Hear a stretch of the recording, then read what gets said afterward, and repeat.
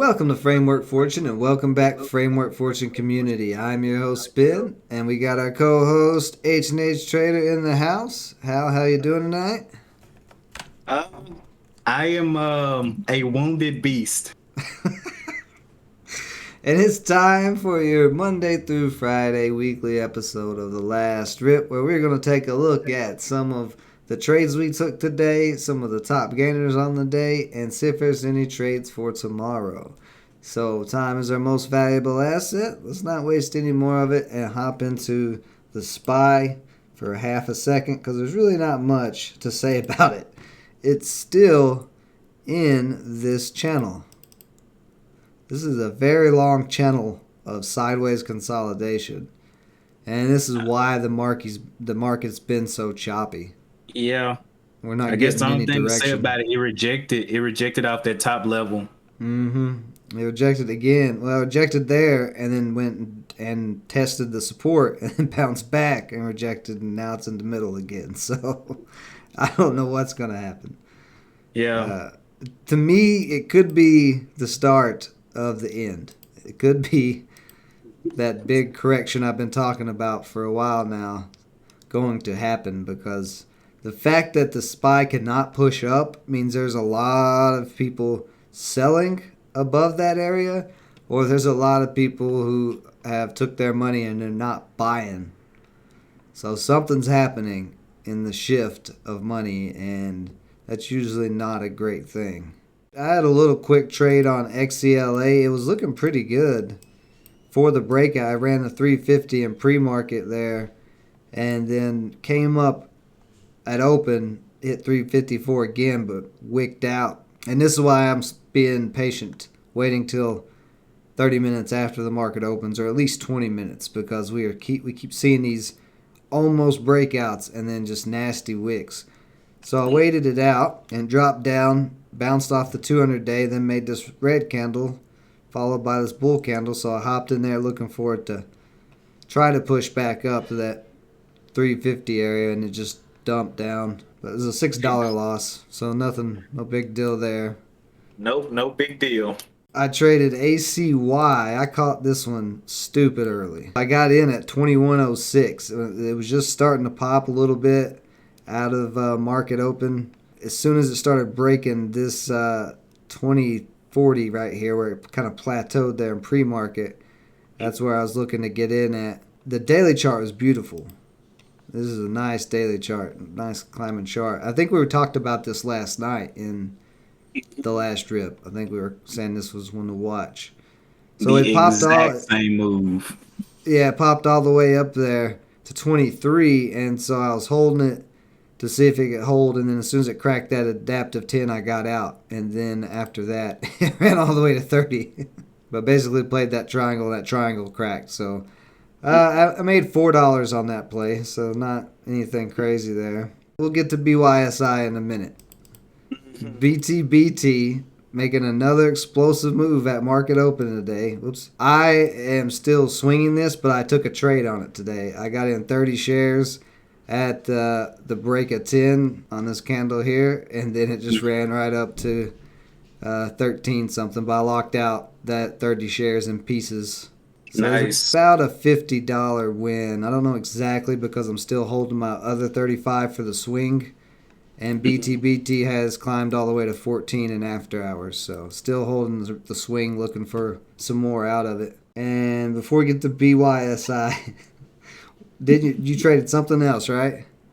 You had some other trades? I took a long shot trade on SAVA. Super expensive stock. I shouldn't even touched it. Burned some capital on it, but I mean, it was a green trade for like 10 cents, but just burned capital on that one. Yeah, that's too high of a price. Unless you got like 20,000 in your account. To me, it's not worth it to trade this high price stocks. Yeah. It takes so much capital. So, other than that, it's BYSI, huh? Yep. BYSI gave me quite a bit of a fit today. I was waiting for some consolidate in pre-market. It ramped up there to $40, right? Oh yeah. All right, so those first two red candles right there, after that drop, I wasn't into buying it. I was looking for it to dip a little bit more. Yeah, right It there. kind of flattened right there. And I Yeah, it was did looking for flatten. it to push back up out of that little red drop right there, but it just kept powering down, man. I took a absolute monster loss on it in pre-market. I don't know. I saw the PR and I was like, "Oh my goodness, this is really good PR. Lung cancer, blah blah, all this, bruh." Yeah, but they I met all got their my toes ripped endpoints. off. Yeah. Did you take any more trades on it after that? I took one more stab at it at the bottom. I took a stab and it just started breaking down towards the 20. I went ahead and got out. I think I got in. Let me look at the exact price I took that second trade on. 26.62 for that second entry. If I would have held it throughout the day, okay, that would have been great. It would have went back up. But I just don't have the time to play with that. And the other thing was what I was looking at on the BAM SEC was that it had a shelf registration for this year. And I didn't see that in pre-market because I did not check it. I woke up and I was like, "Oh my goodness, this thing is ripping." Yeah, that was a hell of a rip. I mean, that was I was like, "Oh massive. my gosh, this thing, if it flattens out, I'm definitely getting in small." And so I got Yeah. in 15 shares, but let me tell you, it ran down on me. It ran down and it just never stopped running down. And so that loss on that pre-market trade was $150, man. And then you got what you just hop out here on this break. Yes, yeah. And when it came back down towards the 20 level, I was like, yeah, I'm not even gonna risk it. Oh yeah, when it You got know, down like right here, like 22 or something. yeah. Yeah. So I was like, yeah, it's over with. Because I had got back in with 25 shares, and I was like, all right, if it breaks 20, now hindsight trading, it did not break 20. I had my stop at 20, but I kind of got scared because it kind of started looking heavy under the VWAP. So I was like, ooh, this might be nasty. But it And never broke 20.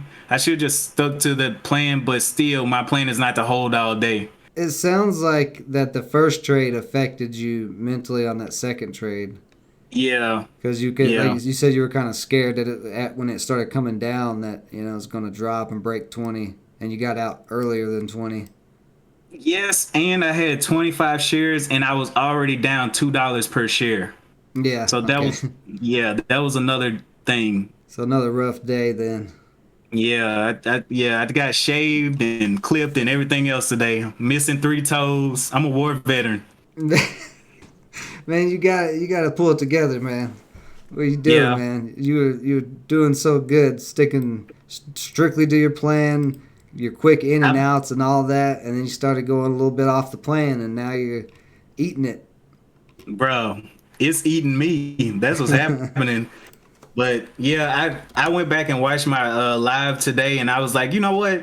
I really have to just don't even worry about anything else in the market but what I want to trade. Because ACY was on my scanner all that time that I was in that trade. Mm-hmm. And what else? I think ACY was the main one that I really wanted to trade, but I was in that trade and I just didn't want to be focusing on two at a time. So I was like, you know what? I'm just gonna focus on what I do and make sure that I do my research the right way. Cause man, if I would have seen that shelf registration in pre-market, I wouldn't have touched it. I didn't know it had a shelf registration until after it started dropping. I was like, man, why is this thing dropping like this? Shelf this year. So, Yeah. Yeah, I took a little shot on it after I had that big sell off. Jumped in there 10 shares at 22 because it made this big indecision candle there and it started pushing up green. So I hopped in there and it shot up 28. I didn't lock it out. I just kept holding it all day and I've held it all the way through after hours to the last minute before after hours closed. It started making this triangle. I was looking for it to break 30 in after hours and it just couldn't do it. And I am not holding this overnight. So I literally locked it in 1 minute before after hours closed. Made 57 on it. So it was all right. whenever we're trading in the market, we always want to have an edge. Boy, Yeah. it seems like my edge is just gone to the wind. Well, it seems like you've been going outside of your strategy and your plan Yeah. from what you were doing, where you was taking the quick scalps off of quick runs all over the place. Doing Yeah. multiple scalps and we wasn't looking for huge gains. You were looking for decent gains, and then all them wins would add up. Yeah. It's all So good, man. I'm a recoup. This is my recovery day. Today was hump day and I got humped. So I'm looking to recoup for the rest of the week. I did take another trade. I just now remembered. This one, I did not stick to my plan. My plan is not to trade anything under the moving averages anymore, and this one was under it. And this had a big shoot up from about 50 cents all the way to $1.29. Once it broke over $1, I was watching it in this consolidation, and it looked like it was going to make a triangle and break up to the upside there. So I got in 200 shares at 113, and then it came back down to $1. And on this wick, it dropped below $1. It dropped to 98 cents, and as soon as it did, I got out of it. So I took a little $27 loss there, and it just dumped after that. So, sometimes consolidation doesn't work out. You'll get a break to the downside. But this loss could have been avoided if I didn't trade it. This is the only thing I traded under the EMAs, and it resulted in a loss. Gotta stick to the plan.